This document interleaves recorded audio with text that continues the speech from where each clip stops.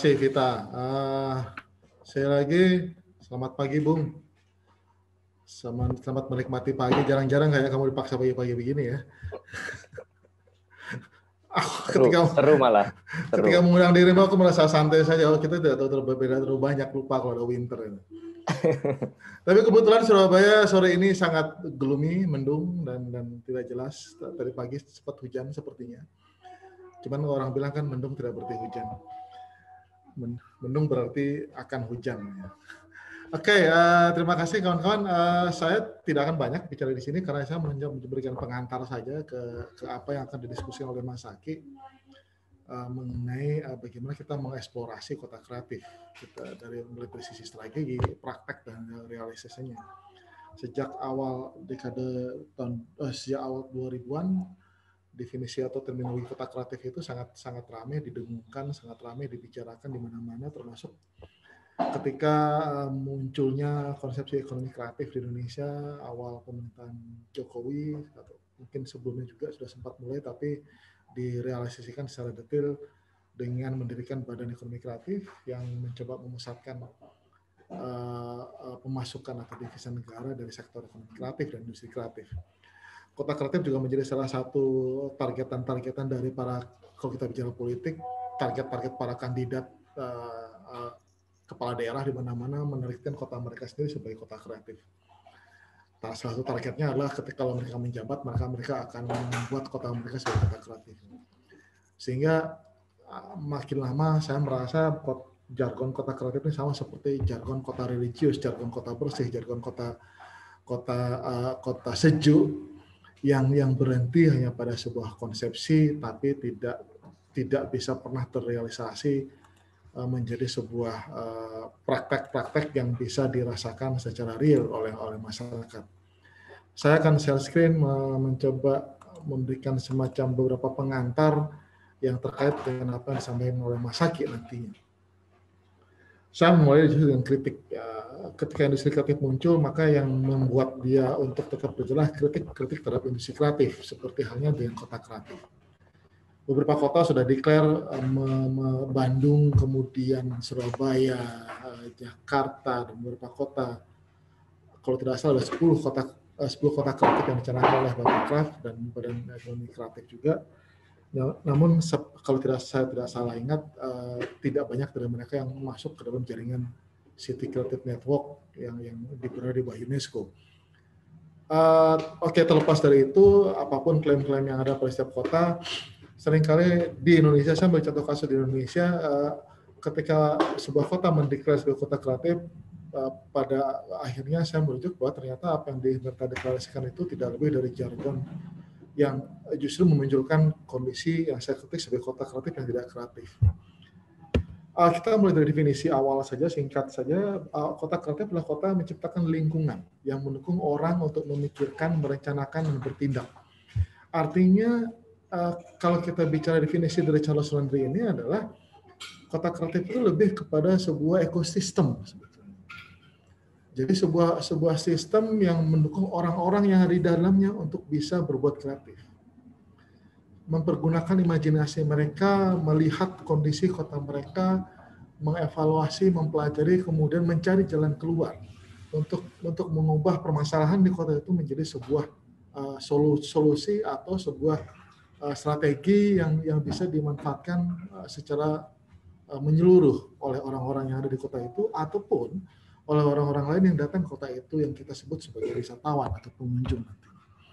Artinya kalau dari definisi Charles Landry ini sebuah ekosistem sebenarnya. Dia tidak berdiri sendiri, dia tidak hanya bicara mengenai satu orang seniman atau satu orang pemimpin yang bicara kota kreatif atau hanya bicara satu objek wisata atau hanya bicara satu perda yang mengatur tentang sebuah penataan kota. Dia ekosistem yang saling berkaitan, yang saling menunjang satu sama lain dan ini yang belum muncul atau mungkin tidak saya lihat di beberapa kota yang disebut sebagai kota kreatif. Idealnya pada kota kreatif itu adalah yang pertama tentu saja identitas yang menjadi kota tersebut, yang pada akhirnya menjadi keunikan atau menjadi selling point dari kota tersebut kalau kita bicara soal industri. selama ini yang kita lihat di beberapa kota yang mendeklar baik secara langsung tidak langsung menjadi kota kreatif adalah muncul jargon-jargon yang dianggap sebagai identitas. Misalnya identitas sebagai kota pahlawan. Apakah yang disebut kota pahlawan? Apakah itu hanya karena ada Tugu Pahlawan di sana? Ataukah hanya karena ada sebuah peristiwa sekian puluh tahun yang lalu, ada ribuan orang yang berani dan menunjukkan kepahlawanannya? Ataukah karena ada Taman Makam Pahlawan? Itu menjadi sebuah brand atau sebuah identitas yang justru menurut saya tidak jelas.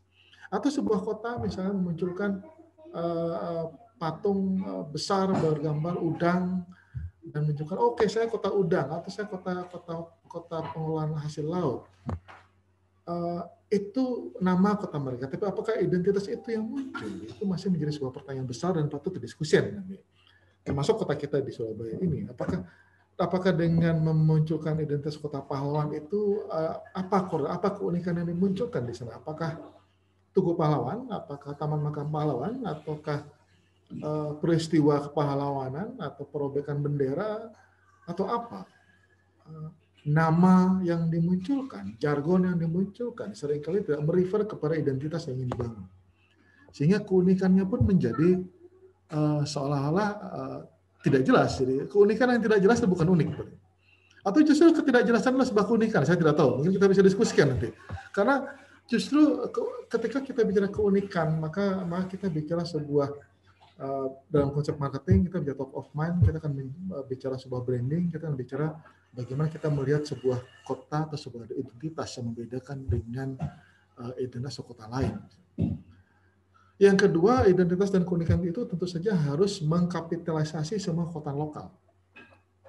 Kekuatan lokal yang ada pada kota tersebut, potensi lokal yang ada di kota tersebut, lokalitas, bahasa, adat istiadat, norma, produk, atau sebuah daerah, apapun itu. Kekuatan lokal itu yang seharusnya menjadi sebuah potensi utama yang di-refer menjadi sebuah identitas dan pada akhirnya menjadi keunikan. Nah, ketika sebuah kota bisa mengidentifikasi kekuatan lokalnya untuk menjadi sebuah identitas, maka otomatis dia di sana berpotensi melihat kelemahan-kelemahan itu menjadi sebuah kekuatan. Itulah ekosistem kota kreatif. Ketika kelemahan yang ada di kota itu dieksplorasi, kemudian direvitalisasi menjadi sebuah kekuatan yang justru menjadi keunikan. Kelemahan yang berubah menjadi kekuatan akan otomatis menjadi sebuah keunikan di sana. Nah, ketika melakukan proses itu, kota kreatif seharusnya, karena dia sebagai sebuah ekosistem yang menghadirkan kekuatan lokal, dia tidak berprinsip seperti korporasi yang selalu membuat semua ukuran itu dalam bentuk ya memang kapitalisasi, tapi tidak selalu berprinsip bahwa semua hal yang harus dilakukan itu memperoleh profit. Ada neraca keuntungan kerugian, ada diskursus mengenai margin. Itu seharusnya tidak terjadi ketika kita bicara ekosistem kota kreatif, karena dalam ekosistem kota kreatif kadang-kadang kelemahan di satu sektor harus ditunjang oleh kekuatan di sektor lain, sehingga menjadi, kalau kita bicara balancing, menjadi balance, tapi tidak bicara profit secara ekonomis. Itu idealnya. Nah, pada beberapa kota kreatif yang saya lihat, kita lihat bersama, industri budaya atau culture industries dan aktivitas budaya itu menjadi sebuah linearitas. Culture industry, culture activity, dan kota kreatif. Karena apa? Budaya mencipta mana? Terutama pada beberapa negara Asia yang sangat kental kekuatan budayanya. Karena aktivitas budaya menjadi tidak terpisahkan. Kita mengunjungi sebuah kota dan lihat orang menjual merchandise, misalnya bukan karena dia tiba-tiba menjual merchandise tersebut, tapi karena memang dia hidupnya dari sana. Dia terbantu dengan ekosistem yang ada di sana, sehingga menciptakan imaji yang positif. Dia tidak serta-merta datang ujuk-ujuk menjual sesuatu yang tidak berasal dari kota itu. Bali adalah sebuah contoh bagaimana dulunya sesuatu yang inherent dalam kehidupan, tapi sekarang menjadi sesuatu yang tidak jelas sebetulnya. Apa yang dijual, katakanlah di Kuta misalnya, apa yang dijual di Kuta tidak sepenuhnya menjadi itu adalah Kuta. Kita bisa menemukan barang-barang yang ada di ada di Surabaya, ada di Manokwari, ada di Paris, ada di Bali. Lalu keunikannya di mana? Itu kritik terbesar ketika kota kreatif pada akhirnya berhenti menjadi sebuah industri. Dia tidak menjadi sebuah ekosistem. Karena seharusnya aktivitas budaya dan aktivitas kota itu tidak terpisahkan menjadi sebuah elemen yang utuh satu sisi. Sehingga budaya dalam wisata menjadi elemen utama. Kalau kita membuat culture industry itu adalah bagian dari sebuah industri pariwisata atau tourism. Dia tidak sebagai pelengkap. Orang melihat kota, orang datang karena melihat budayanya. Bukan karena orang melihat kota lalu disuguhkan budaya. Itu adalah sebuah elemen yang terpisah. Sehingga di sana terjadi pengakuan terhadap industri budaya yang ada di kota tersebut. Inilah sebuah contoh jika sebuah kota kreatif menempatkan culture industry sebagai elemen utamanya. Nah, persoalannya adalah seringkali dalam realisasi ketika mendeklarasi diri sebagai sebuah kota kreatif, maka yang muncul pertama ekonomi adalah segala-galanya. Semua dihitung dari konsepsi ekonomi, semua dihitung dari prinsip rugi, untung rugi, neraca keseimbangan, profit margin dan sejenisnya. Dan termasuk nantinya investasi, divestasi, kemudian pemasukan PAD, pemasukan dalam asli daerah, kemudian menjadi nanti muncul dalam bentuk APBD atau APBN. Sehingga investasi dalam bidang industri budaya itu terlihat sangat parsial. Oke, kita akan menciptakan membangun sebuah pasar yang menciptakan tempat bertemunya para pengrajin dan pembeli. Investasi dalam bidang pasar, tapi tidak misalnya bagaimana keberlanjutan keahlian pengrajin itu dipikirkan juga oleh pemerintah, itu tidak dipikirkan, sehingga investasi itu hanya investasi di hilir, tidak di hulu, menjadi sifatnya sangat parsial. Sehingga yang terjadi adalah pasar itu diisi bukan oleh orang penduduk lokal, dia diisi oleh orang yang punya investasi banyak, yang mungkin dari kota lain yang datang melihat peluang di sana dan berjualan di sana, seperti yang terjadi kalau ketika saya di Kuta misalnya, barang-barang yang dengan motif Dayak banyak ditemukan di Kuta. Apa keunikannya di sana? Artinya Kuta tidak lagi menjadi sebuah potensi yang sangat unik di sana. Dia hanya menjadi hub ekonomi. Yang ketika semua daerah mengumpulkan barang di sana dengan asumsi banyak turis di sana dan di sana dia bisa membeli. Orang tidak perlu ke Kalimantan membeli patung khas Dayak misalnya. Di dekat rumah saya ada satu. Begitupun kota-kota lain. Karena apa? Karena wisatawan yang utama, bukan warga, bukan ekosistem utamanya. Sehingga seringkali dalam industri kreatif yang terjadi adalah, kalau kita bicara industri pariwisata, yang terjadi adalah masif tourism. Bagaimana caranya wisatawan terlayani.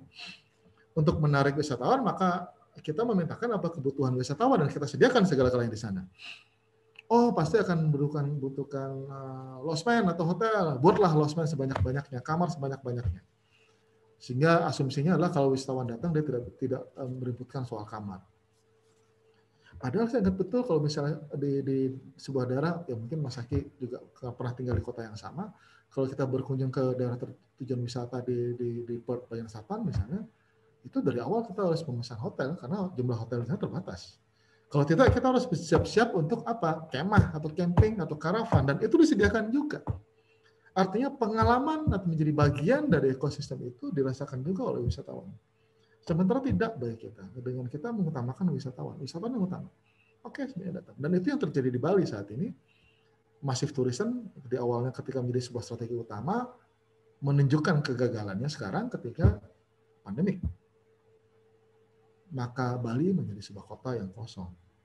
Kalau teman-teman ingin melihat kota hantu, sekaranglah saatnya datang melihat ke Bali. Jam 7 malam sudah sepi sekali. Di Kuta ya, saya bilang bukan Bali, di Kuta. Jadi kalau pernah nonton Walking Dead, misalnya kota-kota sepi begitu. Sekarang saat itu kalau mau syuting film zombie di Kuta saat ini menarik sepertinya. Itu kelemahan yang bisa diubah sebagai kekuatan sebenarnya. Saya harus menyarankan ini kepada pemerintah Pemda Bali. Bukalah itu sebagai sebuah lokasi syuting. Saya teringat pengalaman ketika berkunjung ke satu kota Detroit yang sekarang dinyatakan sebagai kota bangkrut oleh pemerintah federal karena pemasukannya tidak lebih sekian. Saya lupa. Saya awal berkunjung ke sana adalah ketika awal menuju ke kebangkrutan, ketika industri mobil di sana tutup, terus tidak datang. Apa yang dilakukan oleh pengusaha, asosiasi pengusaha film di sana adalah beliau mengajukan proposal ke pemerintah kota Detroit untuk mengajukan pengurangan pajak industri sektor perfilman jika melakukan syuting di Detroit itu sampai 70% pengurangan. Saya diskusi dengan Dewan Kota waktu itu dan mereka menyatakan itu disetujui karena apa? Salah satu caranya adalah memang mengundang orang untuk datang ke sana adalah memberikan sesuatu yang membuat mereka tertarik untuk datang. Sehingga itulah kenapa Detroit waktu itu menjadi syuting banyak film-film aksi yang membutuhkan untuk merobohkan gedung atau meledakkan gedung, tabrak-tabrakan karena apa? Banyak gedung dan sisi kota yang kosong melompong di sana. Waktu saya berkunjung di sana ada satu gedung 20 lantai itu kosong semua apartemen dan sudah banyak ditumbuhi pohon dan kemudian menjadi tempat syuting Transformer dan dirubuhkan di Transformer. Itu contohnya. Kemudian yang terjadi pada kita adalah imitasi untuk membuat beda. Sekarang kita bicara wisata memori. Jadi yang terpenting bukan tempat wisatanya, tapi bagaimana objek wisata itu bisa terpatri dalam bentuk memori dalam fotografi dan di-share dalam sosial media. Jadi setiap ada dataran tinggi itu pasti dibentuk sebuah tempat atau tempat duduk atau apa yang bisa untuk diajak berfoto. Hampir di semua daerah ada seperti itu. Jadi imitasi yang dilakukan dengan asumsi oh ini menarik, tapi yang dilakukan adalah imitasi. Kemudian rame soal foto di Instagram kemarin yang menyebutkan ini ada di mana? Ini bukan di Jepang, ini adalah di Solo. Jadi mencoba mengambil aura Jepang ke Solo. Apakah itu yang disebut memanfaatkan potensi lokal? Ini menarik kita diskusikan. Dan yang kemudian terjadi adalah pembangunan infrastruktur, pembangunan pasar semi, pembangunan hotel, pembangunan lodgement, pembangunan objek wisata, dan semua bergerak hanya ke hilir. Hulunya tidak di ekosistem itu tidak terjadi. Yang terjadi adalah sistem pembangunan yang parsial, termasuk ketika membuat klaster kota, klaster pemukiman. Oke, dalam satu sisi kita perlu memisah industri dan pemukiman memang, tapi seringkali kita memisahkan klaster perkotaan, klaster kumuh dan sejenisnya, sehingga yang terjadi adalah bukan ekosistem yang saling menunjang, tapi clustering yang memisahkan semua elemen dan potensi lokal di kota tersebut. Itu saya pikir pengantar dari saya yang mungkin lebih banyak Bro Saki yang akan lebih menjelaskan detailnya tentang tema ini. Terima kasih, saya kembali ke Ervita.